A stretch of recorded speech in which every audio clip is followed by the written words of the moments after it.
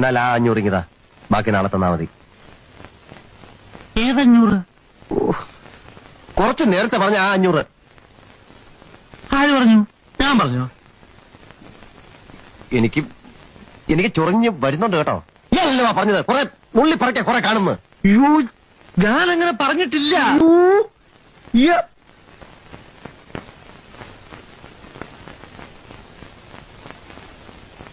ശരി, എല്ലാം പോട്ട്. ഇപ്പൊ എത്ര തരാ? ഇത്രയും ആയ സ്ഥിതിക്കുള്ള സത്യം തുറന്നു പറയാമല്ലോ.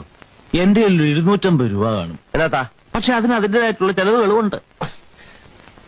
ഞാൻ പോവാന്ന്. അതെ, കുറച്ച് പതുക്കെ പറഞ്ഞാലും കേൾക്കാം.